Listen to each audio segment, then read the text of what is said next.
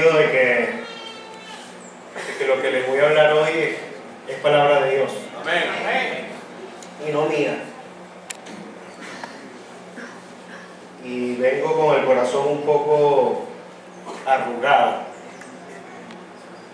porque lo que vamos a hablar hoy, la palabra habla de una tragedia que ha sucedido a lo largo de toda la historia de la iglesia cristiana y que hoy en día está más presente que nunca. Entonces seguimos con el repaso de la epístola del apóstol Pablo a los romanos. Y hoy vamos a ver 3 capítulos, vamos a hacer este resumen de 3 capítulos. Capítulos 6, 7 y 8. Son 3 sendos capítulos de esta epístola de 16. Saben que esta epístola está, si queremos ver una visión panorámica de ella, bueno, en primer lugar debo decirles que hay algunas personas, yo he escuchado en la iglesia que dicen: ¿hasta cuándo Romanos? Vamos a seguir con Romanos. Y resulta que es que esta es, yo no tendría temor en decir que es el libro más importante de toda la Biblia. Porque es el libro que expone de manera más clara, extensa y precisa acerca de los fundamentos de la fe cristiana. Por eso Martín Lutero decía que no debemos cansarnos de estudiar Romanos y que deberíamos aprendernos de memoria cada versículo de este epístola.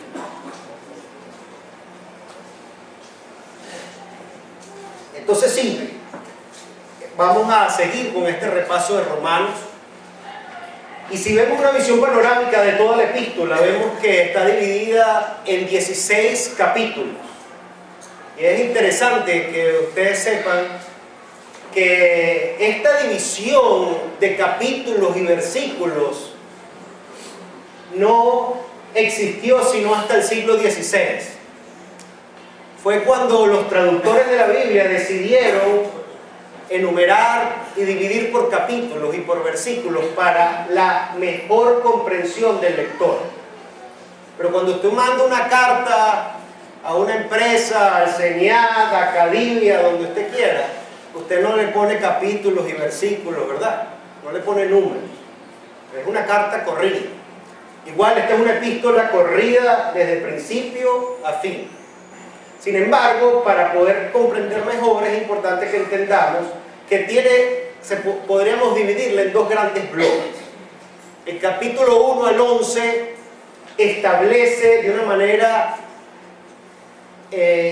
extraordinaria los fundamentos de la fe cristiana. Por eso es que es muy importante. Si usted cree ser cristiano, o usted dice ser cristiano, que usted estudie esta carta con detenimiento, porque todos los principios de su fe están allí plasmados. Y no solo con eso, sino que el apóstol Pablo no se quedó en la teoría, sino que nos puso las aplicaciones o la práctica de cómo vivir esa fe cristiana de los versículos 2, del capítulo 12 al capítulo 16. Entonces es muy importante esto. Los primeros 4 capítulos se establece la piedra fundacional de la fe, y es que la justificación del creyente, la justificación es por fe en nuestro Señor Jesucristo y es por gracia, no es por obras. Esto fue lo que dividió la iglesia cristiana en la historia, porque personas como Martín Lutero y como Calvino se dieron cuenta que en algún momento de la historia la iglesia cristiana se había ido a predicar un falso evangelio, donde la salvación es por obras y no por fe en nuestro Señor Jesucristo. Y nosotros los venezolanos, que tenemos una tradición católica muy fuerte, venimos con todo ese bagaje histórico de escuchar toda nuestra vida a nuestra abuela, a nuestras tías, a nuestra mamá, ¿verdad? Que me mandaron a rezar el rosario varias veces. Y tengo que hacer esto, y tengo que pagar una penitencia, y tengo haciendo cosas para lograr el perdón de Dios. Y es por eso que en esos 4 capítulos, de manera muy extensa y precisa, el apóstol Pablo dice: no es por obras, es por medio de la fe en Jesucristo y en su sacrificio en la cruz del Calvario. Amén. Luego el capítulo 5 habla de varias cosas y aquí afianza, hace como un primer resumen el apóstol Pablo de ese fundamento de la fe. Entonces, que nuestra justificación ante Dios es por medio de la fe. Y ahora dice el versículo 1 del capítulo 5, dice: justificados pues por la fe, tenemos paz para con Dios por medio de nuestro Señor Jesucristo. Amén. Entonces dice, bueno, ya agotamos el tema en los 4 primeros capítulos. Ahora, justificados pues por la fe, les quiero decir que los que han sido justificados gozan de ciertos beneficios y privilegios. Y el primero que encontramos allí es que tenemos paz para con Dios. Pues déjame decirte que si tú no has creído en Cristo aún, tú estás en enemistad con Dios. Y peor aún, Dios está en enemistad contigo. Por eso el apóstol Pablo en el primer capítulo comienza este evangelio, este verdadero evangelio glorioso, del cual él no se avergüenza, porque es poder de Dios para salvación. Él comienza con el versículo 18 planteando este mensaje del evangelio, diciendo que la ira de Dios se ha revelado desde el cielo contra toda impiedad e injusticia. 2 cosas: impiedad e injusticia. No en vano los 10 mandamientos, los 4 primeros mandamientos hablan acerca de la relación del ser humano con su creador. Y los otros 6 mandamientos hablan de la relación del ser humano con otros seres humanos. Por eso él dice, la primera objeto por el cual Dios refleja y revela su ira es contra la impiedad. Una persona puede ser muy justa a la luz de la sociedad. El señor Bill Gates puede repartir muchos millones a orfanatos, y Angelina Jolie puede recoger muchos niños de África y adoptarlos. Pero si ella no reconoce a Dios como el creador y no reconoce a su hijo, ella es una impía. Y la ira de Dios está sobre ella. Yo no sé si es el caso, pero lo use como un ejemplo. Entonces no se trata solo de tu relación con los demás, cuán bueno tú eres aquel en la tierra y cuántas cosas buenas tú haces. Es qué lugar ocupa Dios en tu vida, lo que te define como un impío o como un fiel creyente. Más adelante dice que por medio de nuestro Señor Jesucristo es que tenemos esta paz para con Dios. Él fue quien nos reconcilió con el Padre. Yo no sé quiénes aquí que son hijos se han peleado alguna vez con su papá o su mamá.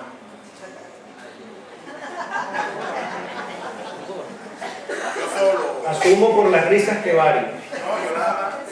Pero esa reconciliación si es que la hubo, y si no la hay, déjame decirte que debes procurarla, porque el Señor dice: honra a tu padre y a tu madre y así tendrás larga vida en esta tierra. Amén. Pero esa reconciliación puede ser porque tú tomaste la iniciativa o porque tu padre tomó la iniciativa de buscar. Y a veces no hay un intermediario, algunas veces sí, pero Jesucristo es el único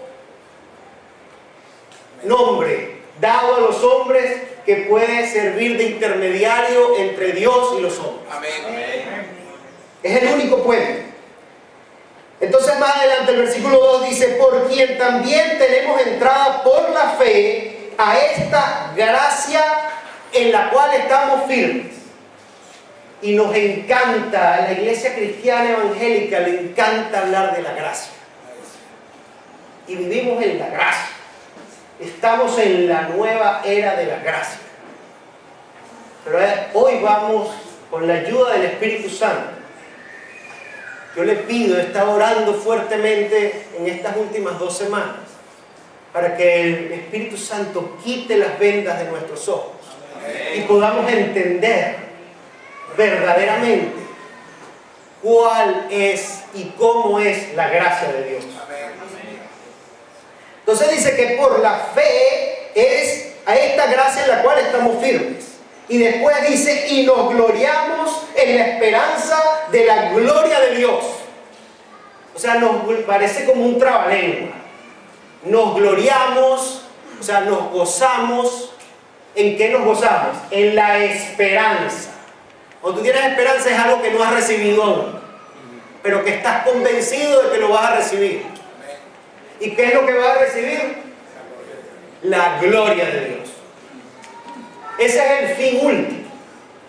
Para eso quiere Dios reconciliar a sus criaturas con Él. Amén. Y dice: y no solo esto, el versículo 3, sino que también nos gloriamos en las tribulaciones. Y después dice: porque en las tribulaciones, sabiendo que la tribulación produce paciencia, paciencia, prueba, etcétera, etcétera. El versículo 6 dice: porque Cristo, cuando aún éramos débiles, a su tiempo murió. ¿Por quién? Léanlo, por favor, mantengan sus Biblias abiertas. Capítulo 5 de Romanos. Y vean el versículo 6. Porque Cristo, cuando aún éramos débiles, a su tiempo murió por los impíos, por los que no reconocen a Dios como Dios, ni le dan la gloria y la honra que Él merece. Después en el 8 dice: mas Dios muestra su amor para con nosotros, en que siendo aún pecadores, Cristo murió por nosotros. Después el apóstol usa un argumento, es decir, puede que haya una persona capaz de ofrecer su vida en sacrificio por alguien que se considere bueno. Yo creo que mi mamá hubiese dado la vida por mí en algún momento si se hubiese demandado eso de ella. Pero dar tu vida por un pecador, eso no lo hace sino Dios. Versículo 9 dice: pues mucho más estando, lean con mucho cuidado esto, pues mucho más estando ya justificados en su sangre, por Él seremos salvos de la ira. Y yo escucho en la iglesia, y por muchos años yo era uno igualito, decía la salvación, y yo soy salvo, y yo hablaba tanto de la salvación, y yo no tenía la más mínima idea de lo que eso significaba. Cuando yo pregunto, ¿qué es la salvación? O sea, ¿qué es el evangelio? Enseguida salen los cristianos y dicen: es las buenas nuevas. ¿Y qué es la buena nueva? Ah, una buena noticia. Ah, ¿y cuál es la buena noticia?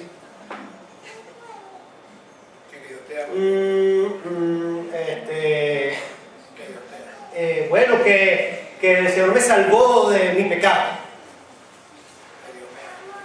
Y que Cristo murió por mí en la cruz del Calvario para salvarme de mi pecado.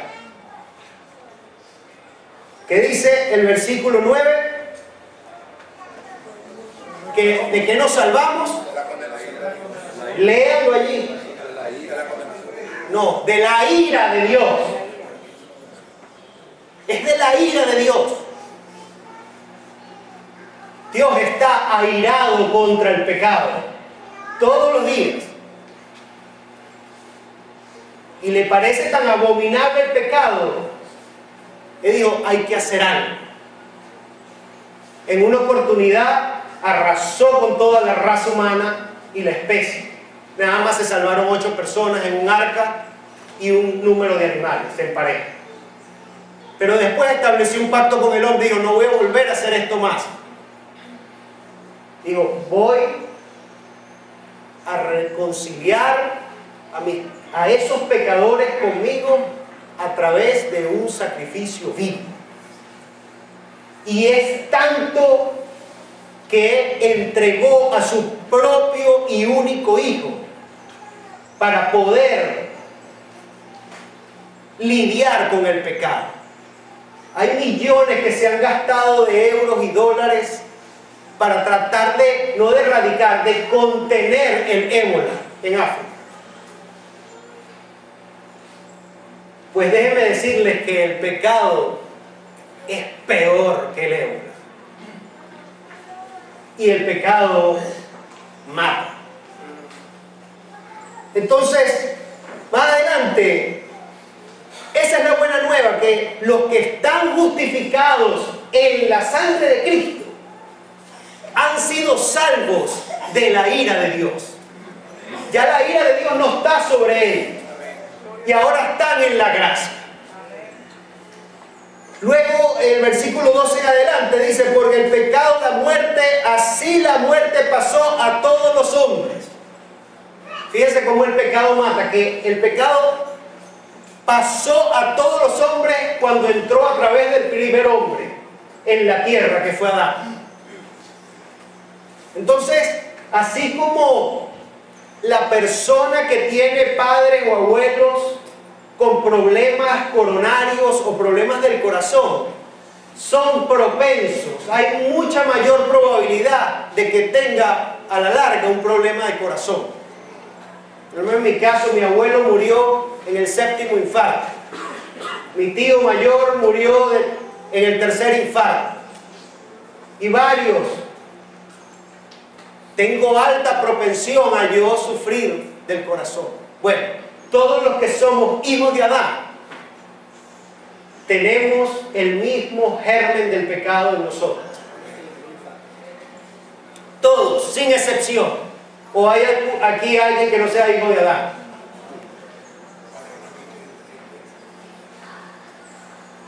El versículo 16 dice, pues si por la transgresión de uno solo reinó la muerte, fíjense cómo reina la muerte por el pecado, mucho más reinarán en vida por uno solo, Jesucristo, los que reciben la abundancia de la gracia y del don de la justicia. Entonces el apóstol Pablo cierra este capítulo estableciendo con una frase gloriosa. Dice, pero la ley se introdujo para que el pecado abundase, mas cuando el pecado abundó, sobreabundó la gracia. Para que así como el pecado reinó para muerte, es el pecado para muerte, así también la gracia reine por la justicia para vida eterna mediante Jesucristo, Señor nuestro. Entonces, ¿para qué es la gracia? ¿Para qué reina la gracia? Para vida eterna. Entonces el apóstol Pablo cierra con eso. Y después, antes de conectar con el capítulo 8, porque en realidad la conexión como termina el capítulo 5, se conecta con el versículo 1 del capítulo 8, que dice, ahora pues ninguna condenación hay para los que están en Cristo Jesús. Y mucha gente quizás lee la carta a los romanos obviando el capítulo 6 y 7. Y el apóstol Pablo dice, déjame hacer un paréntesis aquí. En este punto me voy a detener un buen rato, 2 capítulos, porque este punto de la gracia se va a malinterpretar. Y eso es la tragedia a lo que yo me refería cuando comencé a hablar. Porque no solo sucedió allá a esta congregación de los hermanos en Roma, sino que hoy en día, y más que nunca, desde pequeño yo he visto cómo se ha malinterpretado y abusado de la gracia de Dios. Y es por eso que el Señor quiere que hoy entendamos eso, mi hermano. Versículo 1 del capítulo 6 dice, ¿qué pues diremos? ¿Perseveraremos en el pecado para que la gracia abunde? La Reina Valera dice, inmediatamente el apóstol Pablo pone esa pregunta al frente y luego da inmediatamente la respuesta. Y dice, de ninguna manera. La versión en inglés del Rey Santiago, me gusta la traducción que ellos usan más que la Reina Valera, porque ese de ninguna manera ellos lo traducen como ni lo quiera Dios.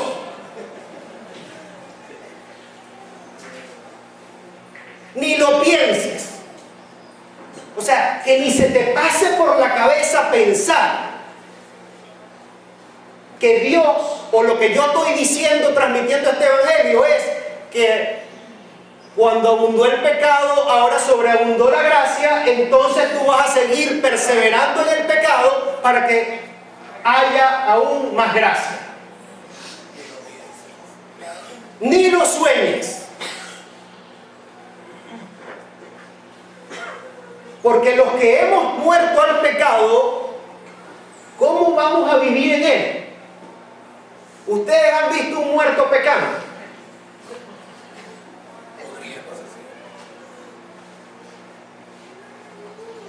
Y aquí, por eso yo he titulado este sermón, Conocimiento, Libertad y Gloria. O ignorancia, esclavitud y muerte.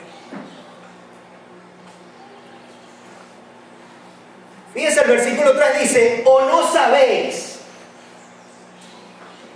Cuando vamos a Oseas, capítulo 4, versículo 6, dice, mi pueblo, no se está refiriendo Dios a todo el mundo, se está refiriendo a su pueblo.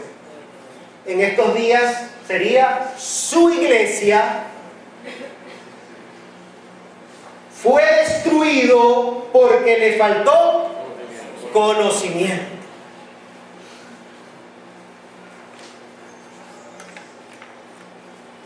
Versículo 3 del capítulo 6 de Romanos dice, o no sabéis, o no conocéis, o no te has enterado que todos los que hemos sido bautizados con Cristo, hemos sido bautizados en su muerte. Entonces el creyente, y aquí introduce la analogía del bautismo, que fue uno de los sacramentos que dejó nuestro Señor Jesucristo. Y el bautismo es una simbología, ¿verdad? Por eso en la iglesia cristiana hacemos el bautismo, no cuando son bebés pequeñitos como la iglesia católica, porque un bebé no entiende esto. Ahora, eso no quiere decir que debemos esperar que el creyente convertido y justificado tenga que pasar por 2 posgrados y 3 maestrías para llegar al bautismo. ¿Se acuerdan del eunuco que iba leyendo Isaías y Felipe fue y le preguntó, ¿tú estás entendiendo lo que lees? ¿Cómo voy a entender si no hay quien me explique? Y le explicó, entendió el mensaje del evangelio y él preguntó, ¿algo impide que me bautice? No, aquí hay agua, vamos a darle. Entonces, el bautismo en la iglesia cristiana es por inmersión. Ustedes han visto que llenamos una piscinita acá en el jardín. Y esa persona que confiesa públicamente delante del pastor y delante de otros testigos que estamos allí, pero más importante, delante de Dios, entra en el agua completo y sale. Eso lo que simboliza es que esa persona murió ahogado en el agua. Amén. Y la persona que se levanta es una nueva criatura. Aleluya. Y también simboliza el agua que se usaba en el Antiguo Testamento para lavar. El agua se usa para un símbolo de purificación, de que sus pecados quedaron allí en el agua, lavados. Entonces, ¿qué es lo que está diciendo Pablo? Nos está diciendo: ¿o no saben ustedes que han sido bautizados en Cristo han sido bautizados con su muerte? O sea, el viejo hombre debió morir allí cuando creyó en Cristo Jesús como su Señor y Salvador. En ese momento, en el cielo quedó justificado. Ese pecador sigue siendo igual de pecador en ese preciso instante, pero fue declarado delante del Tribunal Supremo y no desde aquí. El Tribunal Supremo de los cielos, cuyo juez y Señor es nuestro Señor Jesucristo. Sus pecados quedaron borrados. Amén. Todos. Entonces, cuando sus pecados quedan borrados, ¿verdad? Aunque él es un pecador, legalmente, ante el tribunal celestial, la justicia de Cristo es imputada al pecador y los pecados del pecador son imputados a Cristo. Amén, gloria a Dios. Y por eso Él cargó en la cruz del Calvario con todos los pecados de los que en Él creen, para salvación y vida eterna. Entonces, ya al ser absuelto de pecado, está salvo de la ira de Dios. Ya la ira de Dios no está sobre esa persona. Versículo 4 dice: porque somos sepultados juntamente con Él. Entonces no es solo la muerte, sino también la sepultura. El creyente está unido a Cristo en su muerte y sepultura. O sea, ese pecador murió. Y esta es la tragedia, que la iglesia primero se ha distorsionado el mensaje del evangelio, porque se habla solo del amor de Dios, que es verdad, pero no se habla de la ira de Dios. Y no se habla mucho menos del pecado hoy en día. Y es el pecado, esa enfermedad mortal y terrible que nos separa de la gloria de Dios. Porque Él es un Dios santo. Entonces dice: porque somos sepultados juntamente con Él para muerte por el bautismo, a fin de que como Cristo resucitó de los muertos por la gloria del Padre, así también nosotros andemos ¿en qué? En vida nueva.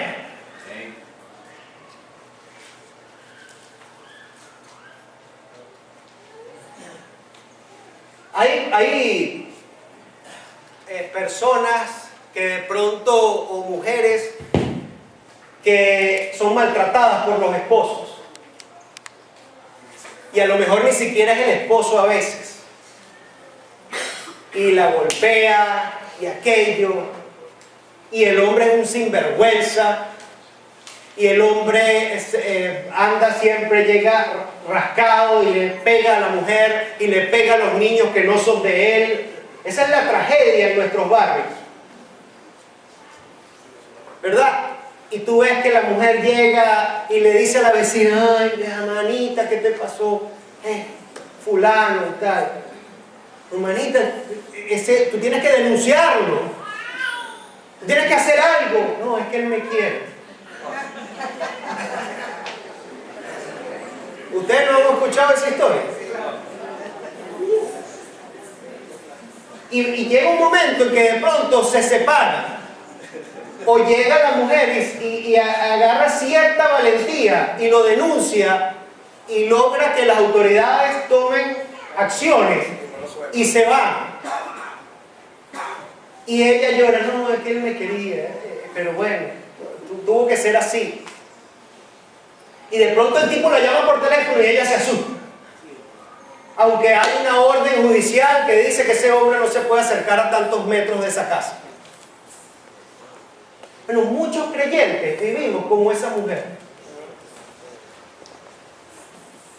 Porque seguimos esclavos del pecado. Y no te has dado cuenta, por eso dices que tú no sabes que todos hemos sido bautizados con Cristo en la cruz. Como la vecina le dice a la mujer, tú no sabes, chica, que ya hay una orden de un juez, que ese tipo no te puede molestar. ¿Por qué te asustas cuando llama? No le atiendas a ese sinvergüenza. Pero muchas veces nosotros pasamos nuestra vida siguiendo, ay, es que el pecado está en mí, es que mi naturaleza pecaminosa. Vayan a Primera de Juan, capítulo 2. Y esto es uno de los versos o de los pasajes de la Biblia que más se malinterpretan para justificar, es que yo soy débil y vivo en el pecado, yo soy así. Y el Señor está trabajando conmigo. Hermano, ¿y cuánto tiempo tiene el Señor trabajando contigo en ese pecado? Bueno, como 30 años. Ouch. Yo no puedo con la mentira, es que yo soy así, mi abuela era mentirosa, mi papá era mentiroso, o yo era así porque mi papá era borracho, o soy violento de verbal o físico, porque eso fue el ejemplo que yo vi. Pero el Señor está, yo sé que en su tiempo, porque el que comenzó la buena obra en mí la va a perfeccionar. Amén.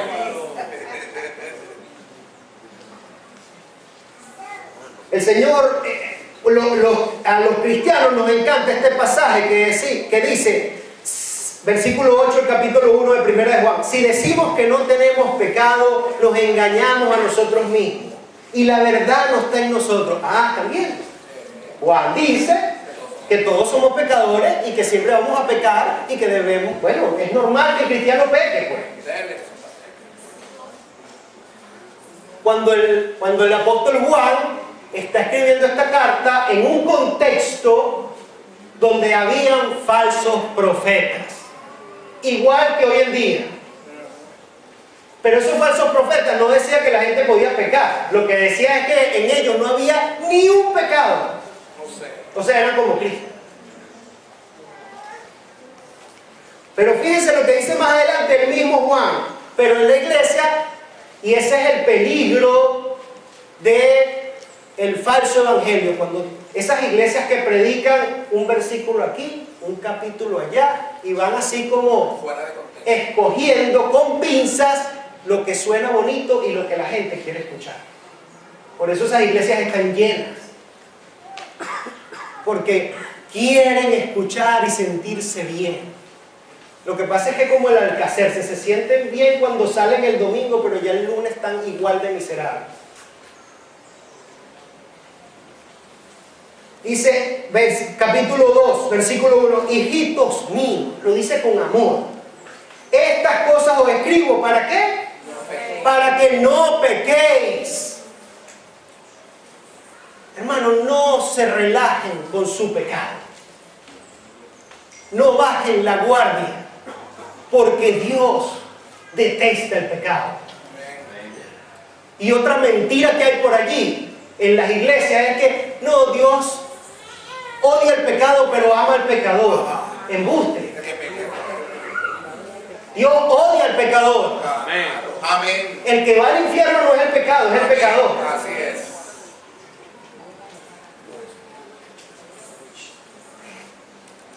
Versículo 3. Y en esto sabemos que nosotros le conocemos. ¿En qué? Si guardamos sus mandamientos. El que dice, yo le conozco y no guarda sus mandamientos, el tal es un mentiroso y la verdad no está en él. Pero el que guarda su palabra, en esta verdad, en este verdaderamente el amor de Dios se ha perfeccionado. Por esto sabemos que está en él.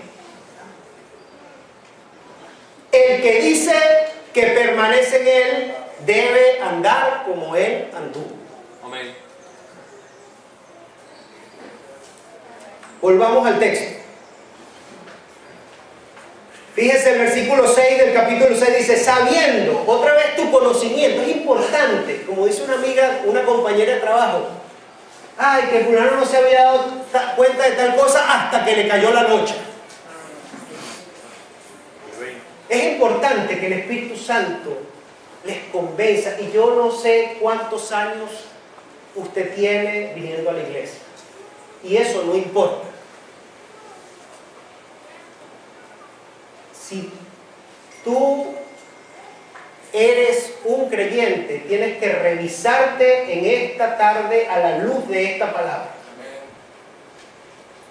Y decir, sabiendo esto, que nuestro viejo hombre fue crucificado juntamente con él, para que el cuerpo del pecado sea destruido, a fin de que no sirvamos más al pecado. Versículo 7, porque el que ha muerto ha sido justificado del pecado. ¿Y cuál sería la otra cara de esa misma moneda del versículo 7? El que ha muerto ha sido justificado del pecado. El que ha muerto al pecado. Y el que no ha muerto al pecado, no es justificado. Es lo más probable. La invitación de esta palabra en esta tarde es a revisarnos cada uno. Verdaderamente nosotros andamos como Él anduvo. Verdaderamente yo he sido justificado. Me identifico como el viejo hombre o mujer murió y fue sepultado juntamente con Cristo, y ahora yo vivo para Él y para su gloria y su honra. O yo tengo años creyendo que yo soy cristiano y vengo todos los domingos y leo la Biblia y oro, pero el Espíritu convence a tu espíritu de que tú has sido justificado. Hermano, no dejes pasar un domingo más. Que el Señor con esta palabra te haga meditar en eso, porque no sigas perdiendo tu tiempo. Porque si tú no estás convencido de que tú estás justificado, te vas a llevar la peor sorpresa de tu vida el día en que tú mueras. Porque vas a pasar la vida aquí creyendo que tú has sido justificado, y cuando llegues a la presencia del Señor podría decirte, apartaos de mí, hacedores de maldad, nunca te conocí.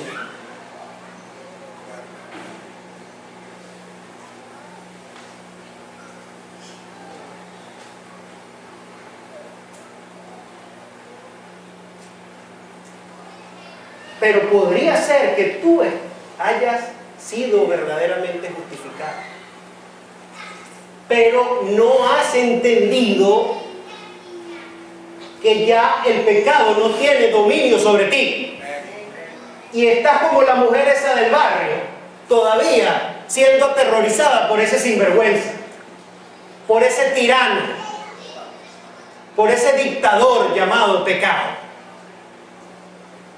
¿Y qué es el pecado?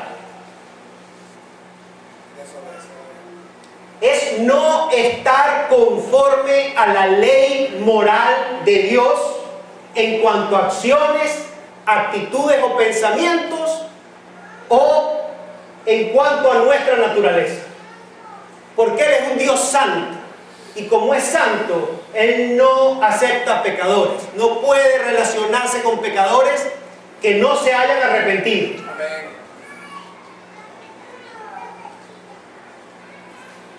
Y fíjense que el pecado, ese mal tan terrible, ataca primeramente la base de tu conocimiento. Por eso el título es Conocimiento, Libertad y Gloria, o Ignorancia, Esclavitud y Muerte. Porque ataca la base del conocimiento con una pregunta trascendental. ¿Qué es la verdad? ¿Se acuerdan que Pilato le dijo al Señor, ¿y qué es la verdad? Porque Pilato no sabía, dudaba, no conocía, tenía la verdad enfrente. Porque nuestro Señor Jesucristo dijo, yo soy el camino, la verdad y la vida. Y nadie llega al Padre si no es a través de mí. Pero, si ustedes van a Génesis capítulo 3, en Génesis allí vemos cómo, primero nos damos cuenta que viene la serpiente. ¿Y esa serpiente quién es? Satanás. ¿Y Satanás quién es?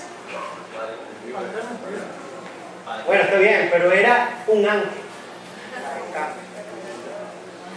Un ángel caído.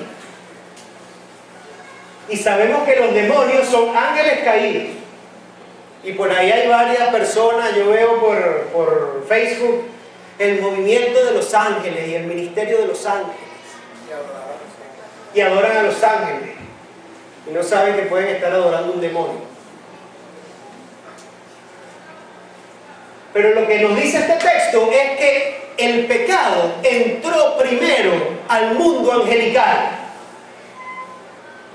En algún momento de la eternidad pasada, primero cayeron los ángeles y después cayó Adán y Eva. Pero fíjense cómo ataca la base del conocimiento del pecado, que le dice, mira lo que pregunta la serpiente, lo astuta. ¿Con que Dios os ha dicho que no comáis de todo árbol del huerto? Y sale muy inocentemente Eva y dice, no. O sea, Eva le quiso predicar en cierta manera al Satanás. Dice, no, ¿cómo vas a hacer eso? Dios es Dios, Dios es bueno. Dios nos ha dicho que podemos comer de todos los frutos de todos los árboles, excepto este árbol del conocimiento del bien y el mal. Y nos dijo que el día que comiéramos de él, ciertamente moriríamos. ¿Cuál es la respuesta de la serpiente? No moriréis. Entonces el pecado ataca tu conocimiento. Eva conocía que de ese árbol no podía comer y sabía las consecuencias, porque ciertamente moriría. Pero ¿qué es lo que hace Satanás? Dice, contradecir lo que dijo Dios. Entonces tú te preguntas, cuando eres tentado, ¿será verdad esto? ¿O será verdad lo que me dicen mis compañeros de trabajo? Que yo puedo falsificar y mentir en la declaración de impuestos sobre la renta. O que yo puedo mentir para obtener dólares cadí. O que yo puedo simplemente mentir. Empiezas a dudar. Después el pecado también atenta a la base moral de Dios. Tú te preguntas, ¿qué es bueno? Dios me dijo que no era bueno que comiera del fruto de ese árbol, más bien me dijo las consecuencias, que si comía de él, ese día moriría. Pero después, Satanás viene con una alternativa. Dice, no, lo que pasa es que Dios No quieres que comas de ese árbol porque el día que comas tus ojos serán abiertos y conocerás el conocimiento del bien y el mal tal cual como él. Y después dice que Eva y vio la mujer que el árbol era bueno. Ah, no, mis ojos me dicen que este árbol es bueno. Yo no creo que lo que Dios me está diciendo es bueno. Hay una alternativa.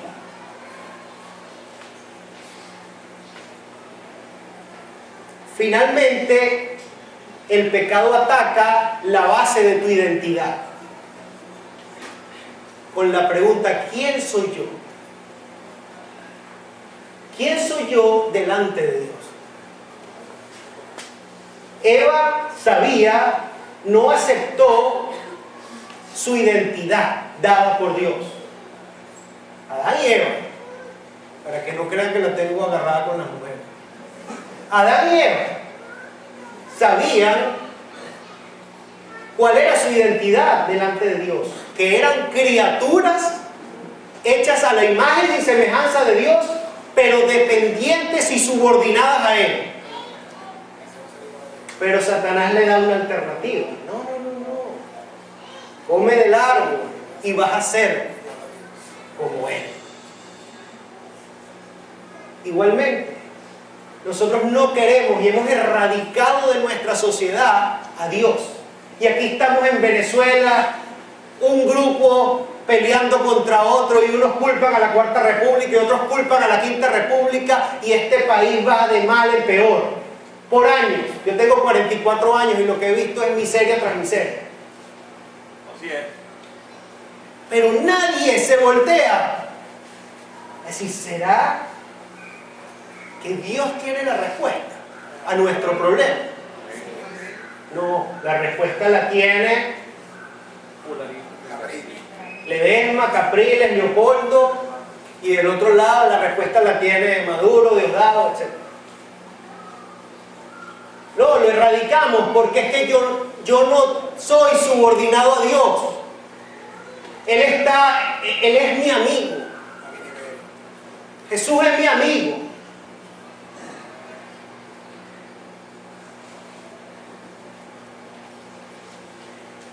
Más adelante dice,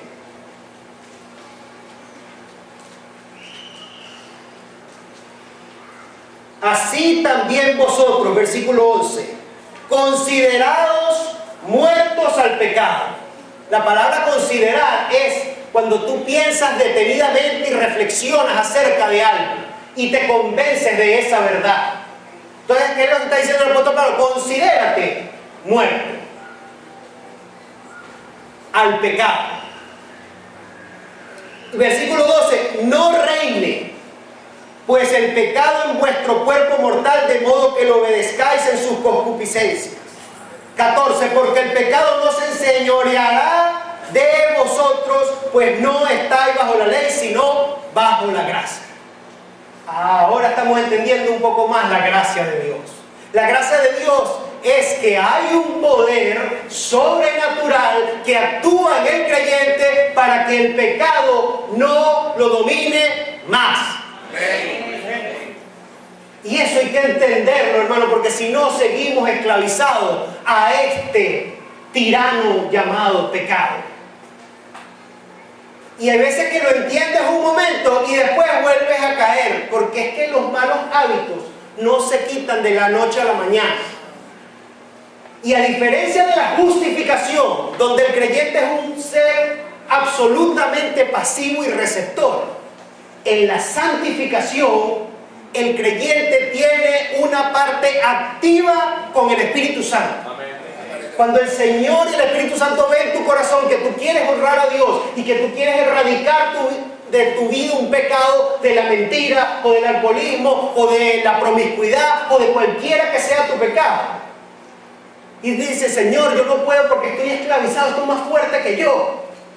Cuando el Señor ve que tú realmente quieres erradicar ese pecado porque lo quieres honrar a Él y porque has creído en Él, Él te da la fuerza de su Santo Espíritu que mora en ti para que tú venzas ese pecado. Amén. No tienes que vivir siendo más iracundo toda tu vida. Amén.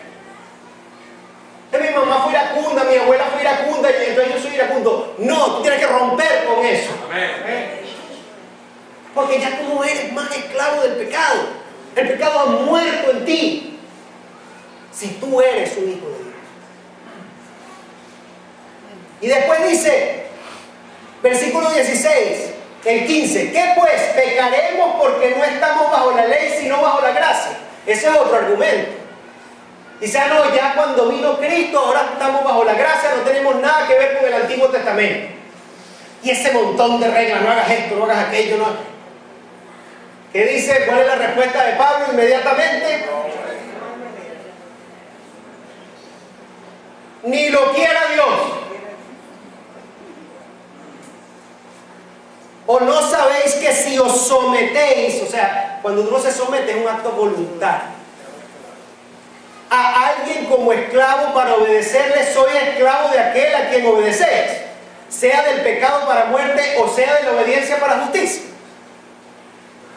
Entonces, si tú te sometes al pecado otra vez, es como, yo tenía un amigo que tenía un perro, un samoyedo, que son así blancos, y cuando ese perro lo bañábamos y con jabón y champú quedaba como una motica de algodón, pero apenas lo soltábamos de bañar, los 6 veces se revolcaba en el charco. Otra vez, siempre, Ranger se llamaba el perro. Pero hay cristianos así, el Señor los ha redimido y limpiado de sus pecados, y vuelven otra vez, como dice el proverbio, vuelve el perro a su vómito, a revolcarse en él.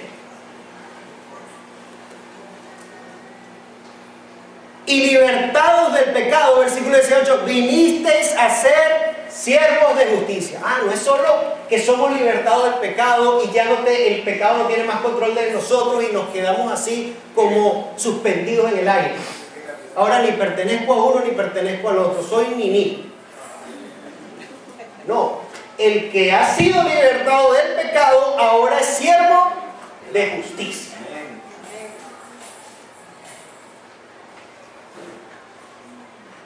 Así ahora, para santificación, presentad vuestros miembros para servir a la justicia. Pero ¿qué fruto tenéis de aquellas cosas de las cuales ahora os avergonzáis? Porque el fin de ellas es muerte. Versículo 21. Entonces, ¿cuál es el fruto del pecado? La muerte. Y esto nos dice otra cosa acerca de la doctrina del pecado. Y es que el pecado es un acto meramente irracional. O sea, es una tremenda estupidez pecar. Porque cada vez que pecamos, las consecuencias están escritas aquí y vienen las consecuencias. Apártate de Dios y verás las consecuencias.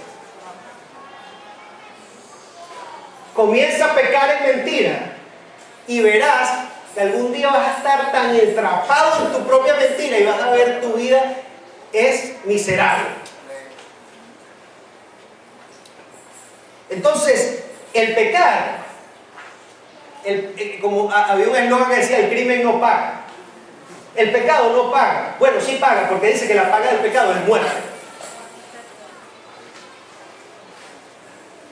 Versículo 22, mas ahora bien, habéis sido libertados del pecado y hechos siervos de Dios, tenéis para vuestro fruto la santificación y como fin la vida eterna.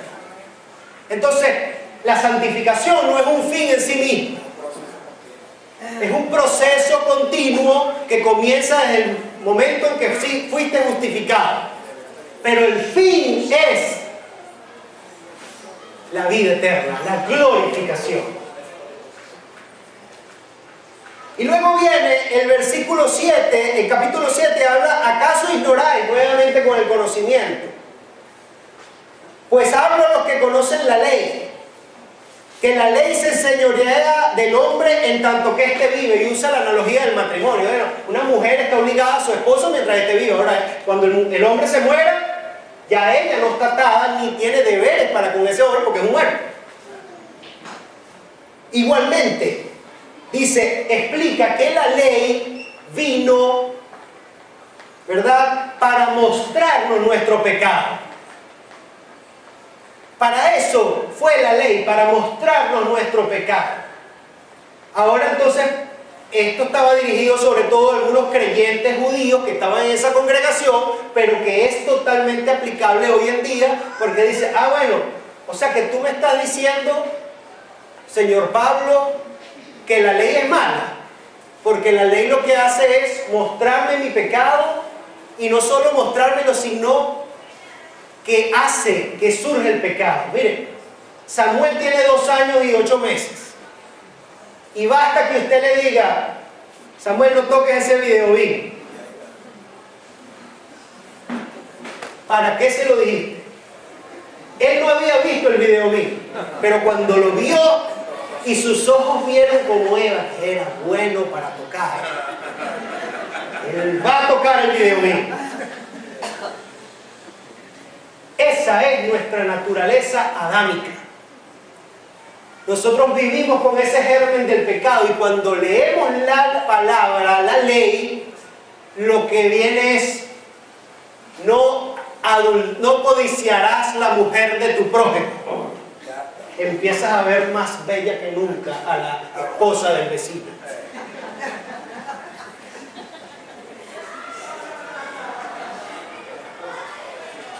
No me mientas con la tarea. Eso. Ahora, ¿es la ley mala?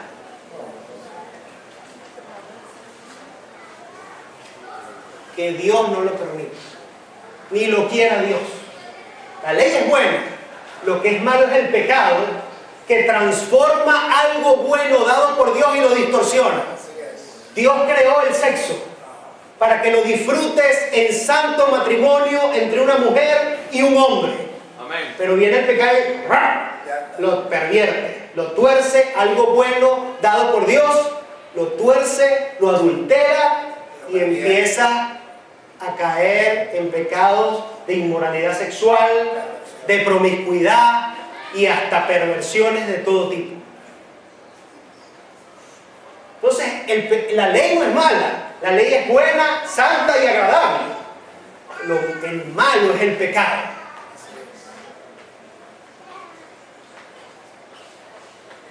Y fíjense que dice, el apóstol Pablo dice al final, pone un hombre que está como en esa lucha, hace como un drama, gracias. Dice, y entonces lo que quiero hacer, no lo hago, y lo que no quiero hacer, eso hago. Me veo que hay una ley que actúa en mí, que es más fuerte que yo. Miserable de mí, ¿quién me salvará? ¿Quién me librará de este cuerpo de muerte? Y enseguida otra vez la respuesta. Lo bueno del apóstol Pablo es que él pone la pregunta y da la respuesta. Y dice, gracias doy a Dios por Jesucristo, Señor nuestro. Amén. Porque es Cristo quien rompe esa cadena del pecado. Amén. Entonces, una vez aclarado esto, ya vamos a terminar. Ahora sí podemos hablar de la gracia del creyente. Ninguna condenación hay para los que están en Cristo Jesús. Amén. Entonces, el Espíritu Santo permita que usted, hermano, entienda qué es estar en Cristo Jesús. Amén. Es estar unido a Él, identificado con Él en su muerte, sepultura, y si estás unido a Él, serás unido también en su resurrección para cuando Él venga. Versículo 2 del 8, porque la ley del Espíritu de vida en Cristo Jesús me ha librado de la ley del pecado y de la muerte. Versículo 5, porque los que son de la carne piensan en las cosas de la carne, pero los que son del Espíritu en las cosas del Espíritu. Porque el ocuparse de la carne es muerte, pero el ocuparse del Espíritu es vida y paz. Tú tienes paz. hay paz en tu casa.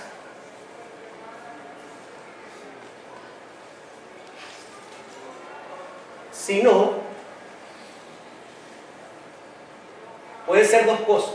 Uno, que no has entendido no solo que eres libre del pecado y de la muerte, ya no eres más esclavo. Y tampoco que ya te tienes que ocupar más de las cosas del Espíritu que de las cosas de la carne. Pero podría ser también es que tú no has sido justificado. Porque solo el creyente tiene el Espíritu Santo que mora en él. Esa es la gran diferencia. El no creyente está diseñado para pecar. ¿Por quién? ¿Lo diseñó Dios así? No. El pecado que entró en él cambió los circuitos y ahora lo setió solo para pecar. A Valeria le gusta mucho la película esa Toy Story, ahora Samuel también. La Toy Story 3, a Buzz Lightyear, llega un momento en que lo agarran y le dan un botón atrás que dice reset y empieza a hablar en español.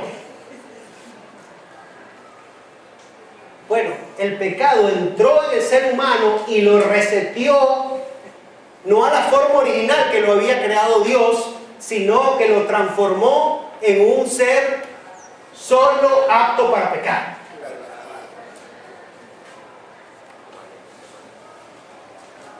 Porque el ocuparse de la carne es muerte, pero el ocuparse del Espíritu es verdad. Y fíjense el versículo 9. Mas vosotros no vivís según la carne, hablo con su corazón de pastor y amor, sino según el Espíritu.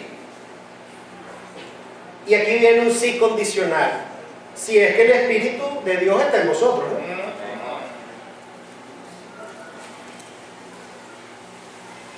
Y si alguno no tiene el Espíritu de Cristo, usted no es de Él. Pero si Cristo está en vosotros, el cuerpo en verdad está muerto a causa del pecado, mas el Espíritu vive a causa de la justicia. Entonces, el autoexamen que tenemos que hacernos hoy es: ¿vive el Espíritu de Dios en mí? ¿He sido verdaderamente justificado? ¿Vivo yo según el Espíritu o vivo según la carne? Y entonces, si tú concluyes que estás viviendo en la carne y que hay pecados todavía que te dominan a ti, entonces tú te tienes que ir a la segunda pregunta, al segundo test. Yo me hice los exámenes de laboratorio ahorita y otra vez salí mal en el azúcar y en el colesterol. Y me mandaron a repetirme el examen para chequear. Entonces tú te tienes que chequear. Si tú dices, yo estoy viviendo en la carne y el Espíritu no gobierna mi vida, tú te tienes que preguntar, ¿será por qué? ¿Porque no he sido justificado o porque no he entendido que yo he sido muerto al pecado? Por eso no he sido justificado. Si tú, hermano, descubres o piensas que tú probablemente no has sido justificado, clama al Señor Jesucristo en ese momento. Ahí en la intimidad de tu casa, en tu cuarto, arrodíllate y clama a Él, o esta misma tarde. Dile: Señor, perdóname y ten misericordia de mí. Como el ciego que clamaba: Jesús, Hijo de David, ten misericordia de mí. Y lo mandaban a callar, cállese la boca. Y gritaba más duro.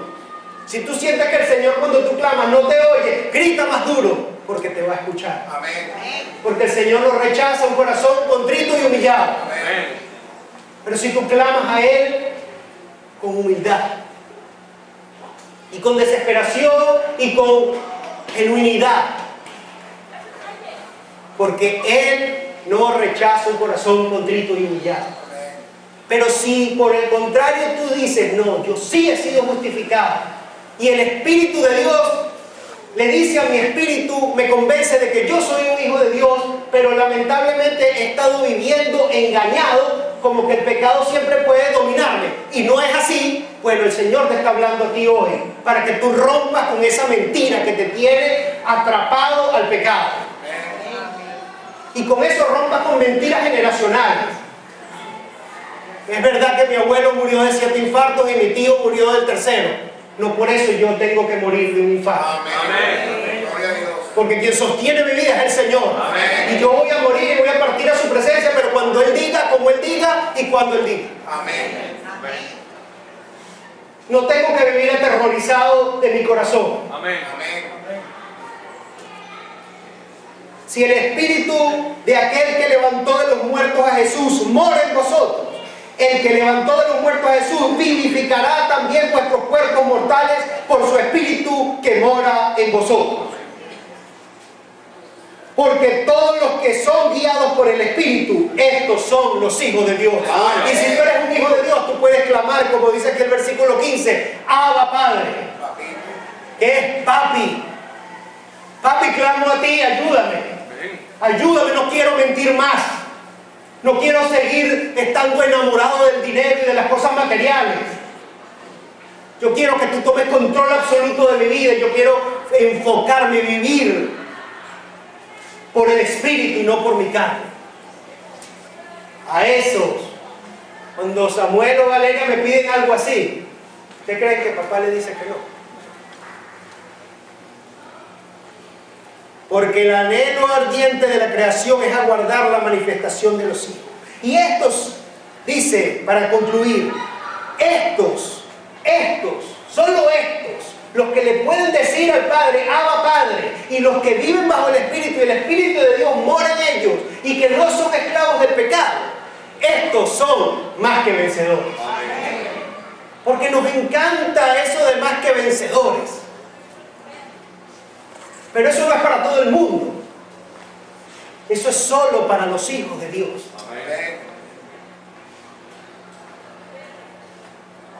Incline su rostro y vamos a orar.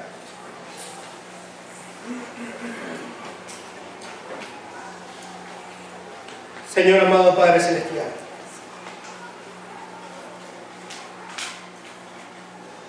con temor y temblor, Señor, venimos delante de tu santa presencia.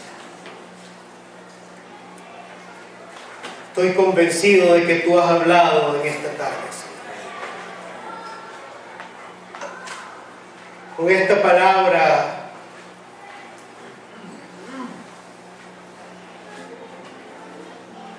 nos convencemos de que tu palabra es viva y eficaz y más cortante que toda espada de 2 filos.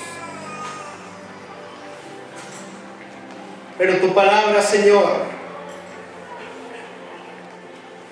como el niño que tiene una herida, hay que limpiar la herida. Y a veces el alcohol y hasta el agua oxigenada pica mi alma. Pero es necesario para que esa herida sane.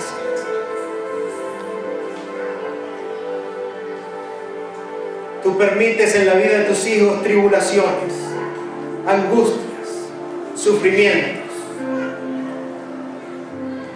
Todas ellas las usas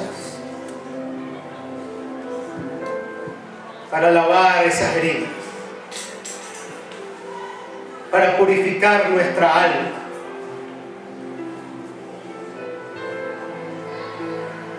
Señor, permite a través de tu Santo Espíritu